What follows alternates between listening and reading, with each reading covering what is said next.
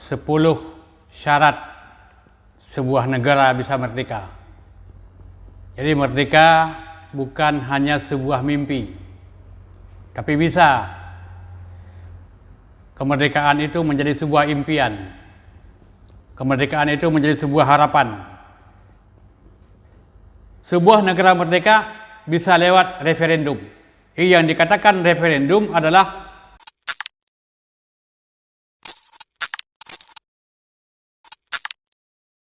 Assalamualaikum warahmatullahi wabarakatuh. Pada kesempatan ini saya ingin sampaikan kepada saudara-saudara sekalian 10 syarat sebuah negara bisa merdeka. Jadi merdeka bukan hanya sebuah mimpi, tapi bisa kemerdekaan itu menjadi sebuah impian. Kemerdekaan itu menjadi sebuah harapan. Kemerdekaan bisa diwujudkan lewat sebuah fakta dan kenyataan.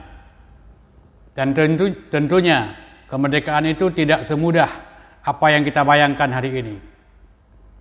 Perjuangan-perjuangan yang kita lakukan atau perjuangan demi perjuangan itu sesuai dengan konvensi internasional. Jadi bukan sesuai dengan keinginan sekelompok kecil masyarakat yang berada dalam sebuah negara yang ingin melahirkan kemerdekaan.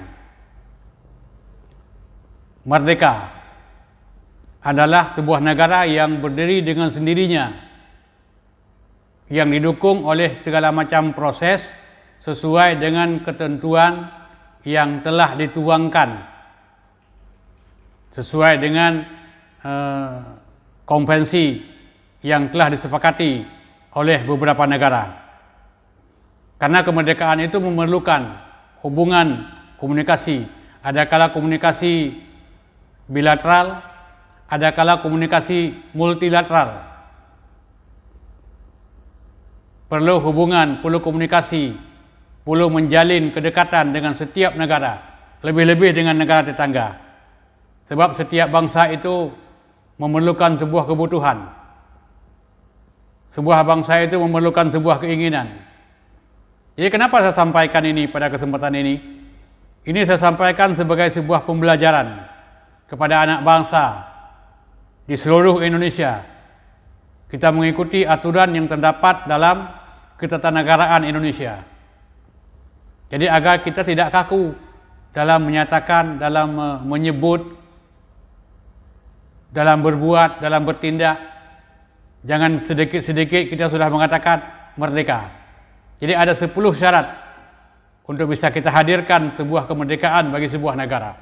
Yang pertama adalah ada wilayah. Wilayah itu ada udara, kemudian ada darat, kemudian ada laut.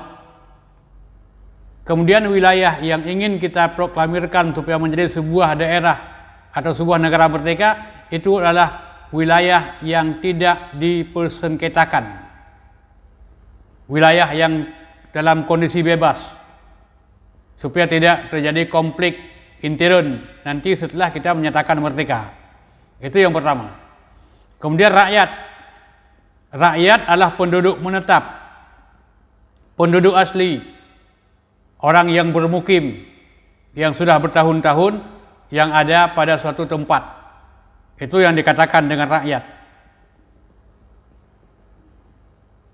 Yang ketiga, syarat sebuah negara merdeka adalah pemerintahan yang berdaulat. Kita lahirkan sebuah struktur pemerintahan, melahirkan sebuah kekuasaan,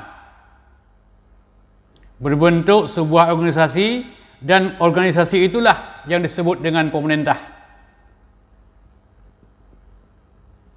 Itu punya struktur tersendiri yang tentu akan kita pelajari lebih lanjut. Kemudian yang keempat tidak kalah pentingnya adalah pengakuan daripada negara lain, terutama negara tetangga. Sebab apabila tidak ada pengakuan dari negara tetangga, negara yang berdekatan, itu negara yang diproklamirkan kemerdekaannya itu akan menjadi sebuah ancaman yang sangat serius. Dan tentunya ini lebih duluan sebelum menyatakan sebuah negara merdeka, sebelum membuat pernyataan kemerdekaan, lebih dahulu membuat pendekatan, membuat lobby, menjalin pertemuan, menjalin komunikasi dengan negara-negara tetangga. Karena setiap negara tidak bisa berdiri dengan sendirinya.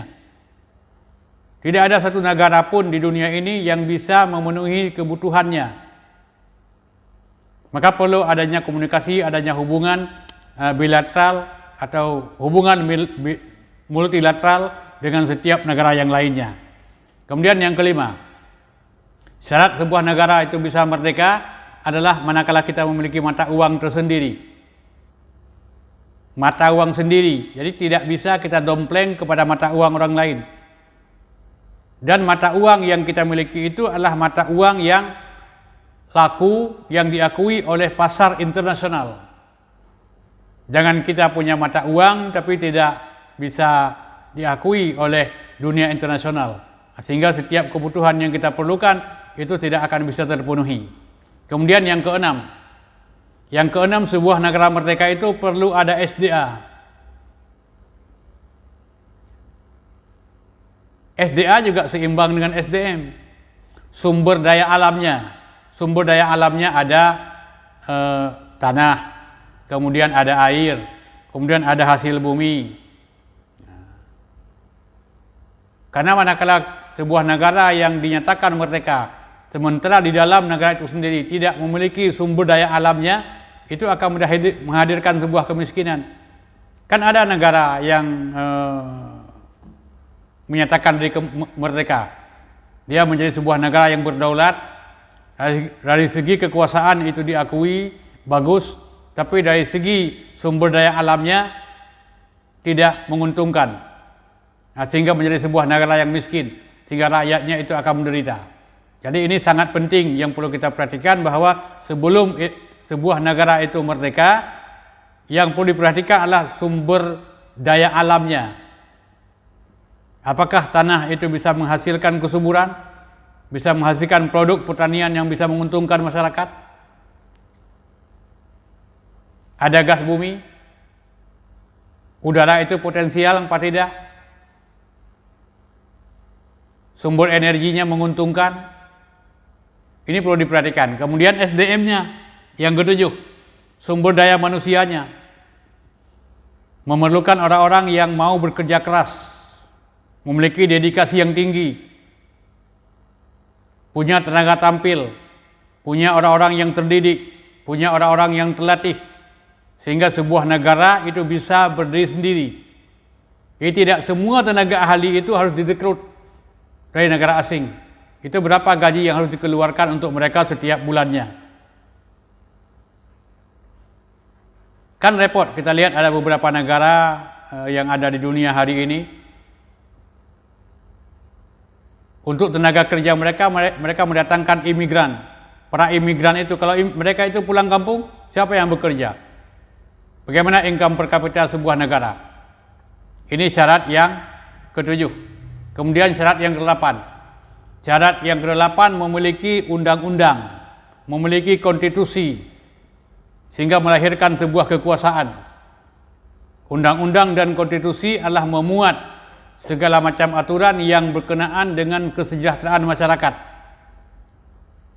Untuk bisa membangun kehidupan berbangsa, membangun kehidupan bernegara. Jadi komponen kenegaraan itu semuanya dimuat, semuanya tertulis, semuanya ada di dalam konstitusi dan di dalam undang-undang. Kemudian yang ke-8. Yang ke-8, kalau negara yang dimerdekakan itu punya kaitannya dengan negara induk, itu memerlukan rekomendasi. Itu harus ada sebuah pengakuan, harus ada izin dari negara induk. Apabila tidak ada izin daripada negara induk, itu yang akan terjadi pada saat kita memproklamirkan kemerdekaan, itu akan terjadi konflik intern dengan negara induk. Dan konflik intern ini biasanya kita lihat hampir semua negara tidak akan pernah selesai. Maka itu sangat diperlukan. Jadi tidak bisa sebuah negara serta-merta tatkala ada rakyat, kemudian tatkala ada benderanya, kemudian langsung membuat sebuah pernyataan bahwa ini negara sudah merdeka, sementara negara induk tidak mengakuinya, itu pasti akan terjadi konflik intern. Karena saling mengklaim wilayah. Maka wilayah yang dimerdekakan adalah sebuah negara yang tidak ada sengketa wilayah. Walaupun klaim sepihak, sebab lewat klaim sepihak, di situ akan timbul konflik yang berkepanjangan. Kemudian yang ke-10. Yang ke-10, sebuah negara merdeka bisa lewat referendum. Yang dikatakan referendum adalah membuat pemungutan suara. Jadi dipilih antara merdeka atau tidak. Nanti yang diambil adalah yang mengambil suara terbanyak. Dan referendum bermacam-macam. Ada referendum fakultatif, ada referendum obligator, ada referendum konsultatif. Itu tidak kita bicarakan. Itulah saya kira sekelumit pengetahuan yang perlu saya sampaikan kepada anak bangsa, supaya kita tidak termakan dengan sebuah informasi yang keliru. Bukan pada saat sebuah negara atau sebuah daerah bendera dikibarkan, kemudian disampaikanlah isu bahwa negeri ini sudah merdeka. Kemudian ada kadang-kadang orang-orang yang berada di luar negeri yang sudah membuat pernyataan bahwa ada beberapa negara yang sudah membuat pengakuan untuk sebuah negara bahwa dia akan memberikan pengakuan tentang kemerdekaannya. Itu juga belum cukup syarat. Ini supaya tidak terpancing informasi.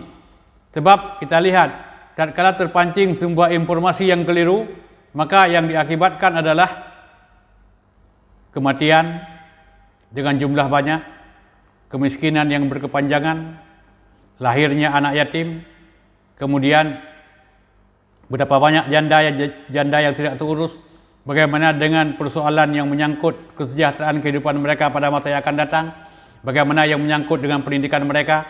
Maka inilah yang perlu saya sampaikan. Saya sampaikan ini adalah untuk memberikan sebuah informasi. Walaupun informasi yang saya sampaikan ini adalah informasi yang sangat singkat, tapi paling tidak bisa memberikan sebuah gambaran bahwa kemerdekaan itu tidak semudah yang kita bayangkan. Dia memerlukan sebuah proses, dia memerlukan sebuah perjuangan, dia memerlukan sebuah administrasi yang lengkap dan sempurna. Dan pada akhirnya kita akan temukan dua persoalan. Apakah kemerdekaan itu sesuai dengan fakta, atau yang disebut dengan kemerdekaan itu yang pertama ada de facto, yang kedua ada de jure. Fakto itu juga ada sementara, ada yang permanen. De jure juga demikian. Jadi ini sebagai informasi yang saya sampaikan kepada anak bangsa supaya kita tidak mudah termakan sebuah informasi kalau bendera sudah naik itu tanda sudah merdeka. Masih cukup panjang persoalan ini. Jadi saya sampaikan ini, tujuan saya adalah pertama untuk memberikan pencerahan, untuk memberikan pengetahuan agar kita membuka pengetahuan tentang bagaimana kita bernegara. Kemudian yang kedua, untuk tidak terlalu cepat menerima sebuah informasi tanpa seleksi, tanpa pengetahuan, sehingga akibat atau imbas dari informasi ini itu bisa mendatangkan kemudaratan, bisa mendatangkan kesengsaraan nanti pada masa yang akan datang. Saya kira demikian, semoga ada manfaat. Lebih kurang mohon maaf. Assalamualaikum warahmatullahi wabarakatuh.